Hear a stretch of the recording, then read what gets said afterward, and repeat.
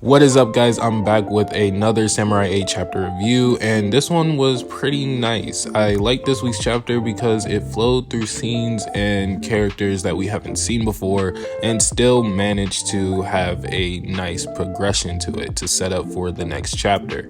Before we get into this, I want you guys to hit the subscribe button and turn on notifications so you don't miss out on my weekly anime videos. And with that being said, let's get into this chapter review. Okay, so we start back off with Ben preparing himself for the worst by setting up the most protection he can in this situation. Both teams are outside waiting to infiltrate the base, but they have little time before the warheads are launched, like literally minutes left. And again, Kishimoto makes this feel like a real-life situation where time is moving at its actual speed for them to infiltrate this base as fast as possible in just one chapter, which I'm fine with. I just hope that if this ever got an anime adaptation, that they won't drag this part out for too long. So it seems that Sanda wasn't the only one that was working for Ben. Apparently he had other samurai on the planet to help him find samurai with valuable keys. However, when they look up in the sky to see that Ben is about to blow up the planet, they all did a title drop and say that this wasn't the deal. To me, a title drop is a little bit cringe unless you do it in a cool way maybe, but when I read the title of this chapter, I thought it was gonna be more about Benkei and Sanda confronting each other about the past, which they kind of do, but it's like not as much as I expected.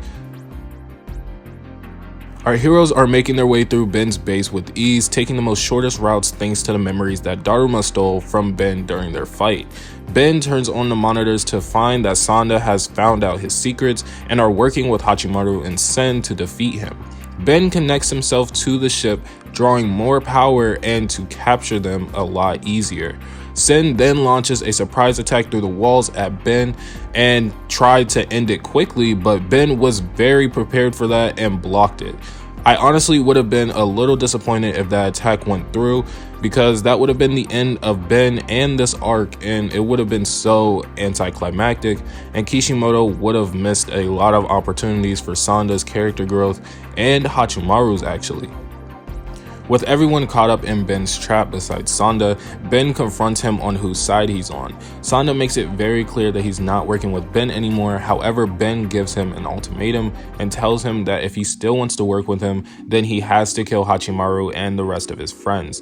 With just 2 minutes left before the mission launches, this is where the chapter ends. And I personally think that this was a lousy setup because Sanda is obviously not going to kill them, but the fact that Kishimoto entertained the thought of him doing so means that Sanda knows who to trust and has a plan to get them out of this situation. I personally think, like around 98%-ish, that Sanda will break them out of the traps with that sword. There's honestly no other way for the situation to go without ruining what this arc has already built up to. That's just what I think. If you have any other ideas, leave them down in the comments below. The only thing that I'm concerned about is that Sanda is standing in front of Ryu first, which is okay, I guess, but if you were writing this chapter and wanted Sanda to kill the whole team, I wouldn't have started off with Ryu. Of course, they were close for a very long time, so it would only be right to take out the closest friends first. But Ryu isn't the strongest on the team, and if Sanda really wanted to take out the whole team and rejoin Ben, he would have been better off taking out Anne and Sen's princess first and then the rest of them, basically hindering them by a great power so they couldn't really fight back to a degree, and Ben could probably take them all at his current state without their princesses.